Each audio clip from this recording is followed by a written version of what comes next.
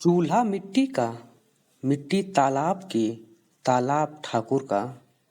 भूख रोटी की, रोटी बाजरे की, बाजरा खेत का, खेत ठाकुर का। बैल ठाकुर का, हल ठाकुर का, हल की मूठ पर हथेली अपनी, फसल ठाकुर की।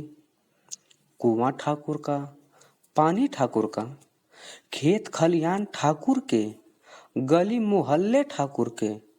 फिर अपना क्या, गांव, शहर, देश। इन पंक्तियों को लिखने वाले हमारे दौर के प्रखर साहित्यकार, दार्शनिक, चिंतक व विचारक, जिसने जाति के दंश को झेलते हुए ऑर्डिनेंस फैक्ट्री के अधिकारी तक का सफर तय किया। जी हाँ, हम बात करेंगे ओम प्रकाश वाल्मीकि जी की। अभिवादन स्वीकार कीजिए सुजीत विश्वकर्मा का। स्वागत है आपका सोशल नॉलेज एंड अवेयरनेस के इस खास एपिसोड व्यक्तित्व परिचय में।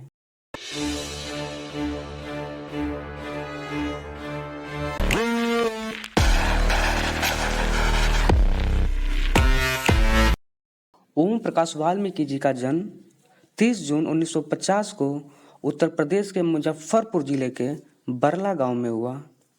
ये जाति से अछूत थे। अछूत कहने से ये साफ हो जाता है कि वे जानवरों से भी गए गुजरे लोग थे। ओम प्रकाश वाल्मीकि यूँ तो हिंदी साहित्य में चर्चित नाम है। उन्होंने 80 के दशक से लिखना प्रारंभ किया, लेकिन 1997 में वे अपनी आत्मकथा जूठन से चर्चित व स्थापित हुए, जिसका दूसरा खंड 2015 में प्रकाशित हुआ, जिसमें जाति के दंश को झेलते हुए एक इंसान, एक परिवार की पीड़ा को ही नहीं बयां किया, बल्कि भारतीय समाज की परंपरागत रूढ़ियों, बेड़ियों व सनातनी परंपरा के ढांचे को एक झटके में ध्वस्त करने के लिए भूचाल लाने का कार्य किया। ओम प्रकाश वाल्मीकि ने हिंदी साहित्य के परंपरागत मानदंडों को चुनौती देते हुए एक खास किस्म का जनवादी, लोकतांत्रिक व मानवतावादी समानता पर आधारित एक नया दृष्टिकोण विकसित किया। आप यदि हिंदी साहित्य को गौर से देखेंगे तो दलित विमर्श व स्त्री विमर्श परिशिष्ट के रूप में जोड़ दिए गए पिछलग्गू पन्ने जैसे होंगे। आप यदि उत्तर भारत या उसके आसपास के क्षेत्र में निवास करते होंगे तो आप चूहड़ा गाली से जरूर परिचित होंगे। दरअसल चूहड़ा उत्तर भारत में पाई जाने वाली एक जाति है। जरा सोचिए, जिस जाति का प्रयोग गाली के रूप में किया जाता हो, उसकी समाज में क्या स्थिति रही होगी। यही नहीं, उत्तर भारत में पाई जाने वाली ऐसी कई जातियां हैं जिनका प्रयोग गालियों के रूप में किया जाता है। हालांकि इस पर प्रतिबंध लग चुका है, फिर भी हम समान बोलचाल की भाषा में आज भी इनका प्रयोग करते हैं। अछूत केवल जरूरत की वस्तुएं थे। काम पूरा होते ही उपयोग खत्म, इस्तेमाल करो, दूर फेंको। शब्द झूठ नहीं बोलते। उनकी कुछ कविताओं में से एक है शब्द, जो किसी को भगवान तो किसी को राक्षस, वो किसी को पूजनी तो किसी को नीच बनाते हैं। सिद्धार्थ जी द प्रिंट के एक लेख में उनकी सुप्रसिद्ध रचना, उनकी आत्मकथा जूठन पर लिखते हैं, जूठन का नायक किसी मिथकी महाकाव्य का अवतारिक पुरुष नहीं है।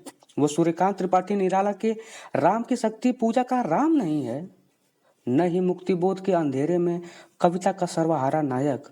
वो प्रेमचंद के गोदान का होरी भी नहीं है, और अज्ञेय के शेखर होने का तो सवाल ही नहीं होता। इनमें से कोई भी ऐसा किरदार नहीं है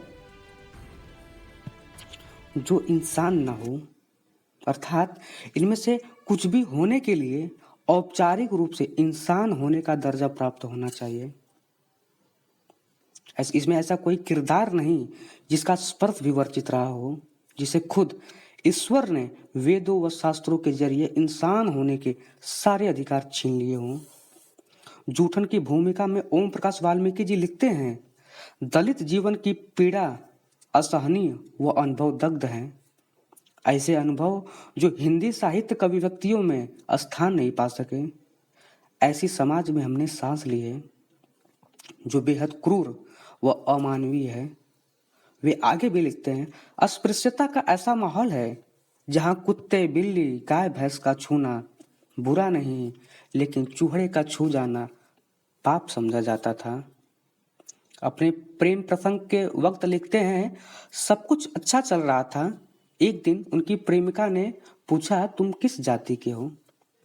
जब उन्होंने अपनी जाति बताई तो उनकी प्रेमिका असमंजस में पड़कर और उन्हें छोड़कर चली गई। हाय रे जाति! जाति, ऐसा दर्द केवल जाति के नाम पर? ऐसी जाति का तो कब का त्याग कर देना चाहिए, लेकिन आज भी हम जातियों से चिपके हुए हैं। मैं पूछता हूं उनसे जो जाति को परिभाषित करते हैं, क्या जवाब है इन सवालों का? लोग कहते हैं जाति कर्म के आधार पर तय होती थी और होती है।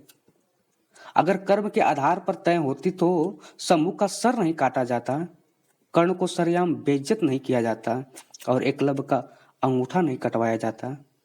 आधुनिक काल के डॉक्टर अंबेडकर को दर दर ठोकरें नहीं खानी पड़ी होती और ओम प्रकाश वाल्मीकि की शिक्षा स्कूल के गेट के बाहर से नहीं होती, अर्थात दरवाजे के पास से नहीं होती, जहां पर लोग अपना जूता चप्पल निकालते थे वहां पर बैठकर नहीं होती।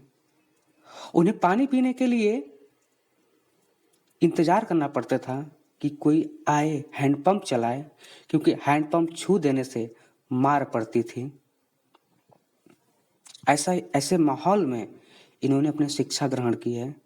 जो बेवजह अछूत के नाम पर पीटा जाता था, सजा के रूप में पूरे ग्राउंड की सफाई करवाई जाती थी।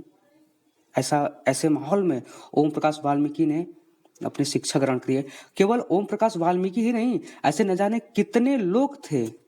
ये तो ओम प्रकाश वाल्मीकि ने इतना मुकाम हासिल किया कि आज हम उनको पढ़ रहे हैं, लेकिन इनके अलावा भी बहुत सारे लोग थे जो इस जाति के नाम पर शोषण उनका किया गया है। आज एक बहुत बड़ा तबका है जो कहता है कि हम तो जाति मानते ही नहीं हैं। जो जाति जाति कहते हैं, हर काम में जाति खोज लेते हैं, वो जातिवाद को बढ़ा रहे हैं। उन्हें जूठन जरूर पढ़ना चाहिए। ये जाति जिसने बनाई उसको बोलने के लिए मेरे पास शब्द नहीं है, लेकिन जाति व्यवस्था को बनाए रखने में सभी जातियां जिम्मेदार हैं। जब विवाह शादी की बात होती है तो लड़का या लड़की अपने ही जाति के लोग खोजते हैं। अब कोई गैर जाति में कर ले तो उसे हीन नजर से देखते हैं, जैसे वे लड़का या लड़की हो ही ना। लोग जाति को अपना आत्मसम्मान समझते हैं। इस दृष्टिकोण को बदलने की आवश्यकता है और नए पीढ़ियों को इस जाति व्यवस्था से निकलने का उनमें से एक रास्ता ये हो सकता है। एक उनकी कविता है, मैंने भी देखे हैं हर रोज यहाँ अलग अलग चेहरे, रूप रंग में अलग, बोली बानी में अलग, नहीं पहचानी जा सकती उनकी जात बिना पूछे। मैदान में होगा जब जलसा, आदमी से जुड़कर आदमी, जुटेगी भीड़, तो कौन पहचान पाएगा भीड़ की जाति? भीड़ की जाति पूछना वैसा ही है जैसे नदी के बहाव को रोकना समंदर में जाने से। जाति आदिम सभ्यता का नुकीला औजार है जो सड़क चलते आदमी को कर देता है छलनी। एक तुम हो जो अभी तक जाति से चिपके हो। ना जाने किसने तुम्हारे गले में डाल दिया है जाति का फंदा, जो न तुम्हें जीने देता है न हमें। वे आगे लिखते हैं, लुटेरे लूट के जा चुके हैं, कुछ लूटने की तैयारी में है। मैं पूछता हूं क्या उनकी जाति तुमसे ऊंची है? 1885 में प्रकाशित कविता चोट में लिखते हैं, पथरीली चट्टान पर हथौड़े की चोट चिंगारी को जन्म देती है, जो गाहे बगाहे आग बन जाती है। आग में तपकर लोहा नरम पड़ जाता है, ढल जाता है मनचाहे आकार में। हथौड़े की चोट पर एक तुम हो जिस पर किसी चोट का असर नहीं होता। उन्होंने बहुत कहानी, किताब और नाटक, कुछ किताबों का अनुवाद उन्होंने किया है। मैं चाहूँगा आप भी पढ़ें और जूठन को जरूर पढ़ लें। एक और कविता है, तब तुम क्या करोगे। यदि तुम्हें धकेल कर गांव से बाहर कर दिया जाए, पानी तक न लेने दिया जाए कुएं से, धुतकारा फटकारा जाए चिलचिलाती धूप में, कहा जाए तोड़ने को पत्थर, काम के बदले दिया जाए खाने को जूठन, तब तुम क्या करोगे। यदि तुम्हें मरे जानवर को खींचकर ले जाने के लिए कहा जाए और पहनने को दे दी जाए उतरन, तब तुम क्या करोगे। यदि तुम्हें नदी के तेज बहाव में उल्टा बहाना पड़े, दर्द का दरवाजा खोलकर भूख से जूझना पड़े, भेजना पड़े नई नवेली दुल्हन को पहली रात ठाकुरों की हवेली, तब तुम क्या करोगे। यदि तुम्हें सरेआम बेइज्जत किया जाए, छीन ली जाए संपत्ति तुम्हारी धर्म के नाम पर, कहा जाए बनने को देवदासी तुम्हारी स्त्रियों को, कराई जाए उनसे वैश्यावृत्ति, तब तुम क्या करोगे।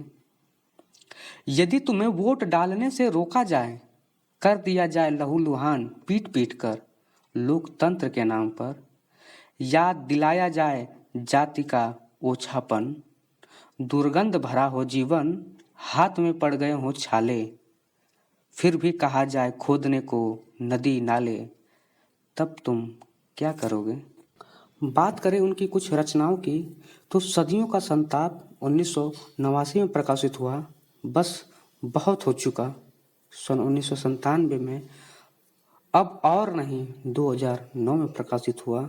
साथ ही तब तुम क्या करोगे, जाति सलाम घुसपैठिए ठाकुर का कुआं, अंधेरे में लिखे शब्द व अन्य रचनाएं हैं। उन्होंने सन 2009 में कांचा एलैया की पुस्तक why I am not Hindu का हिंदी में अनुवाद किया, मैं हिंदू क्यों नहीं हूँ। बात उनकी उपलब्धियों की करें तो 1993 में डॉक्टर अंबेडकर पुरस्कार से उन्हें सम्मानित किया गया था। 1995 में न्यू इंडिया बुक पुरस्कार से सम्मानित किया और 2006 में 8वां विश्व हिंदी सम्मेलन न्यूयॉर्क में भागीदारी की। वह अमेरिका सम्मान और साहित्य भूषण पुरस्कार से सम्मानित किया जा चुका है।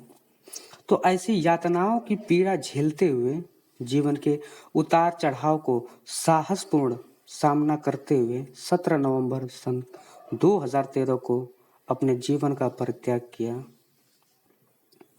तो इस ओवरऑल आप वीडियो में आपने क्या अनुभव किया, अपने अनुभव शेयर जरूर करें। कोई सुझाव हो तो कमेंट करें और जाति व्यवस्था पर आपके क्या विचार हैं उसे जरूर व्यक्त करें। हमसे जुड़ने के लिए चैनल को सब्सक्राइब करें, लाइक करें और शेयर जरूर करें। मिलते हैं फिर नए टॉपिक के साथ, तब तक के लिए धन्यवाद।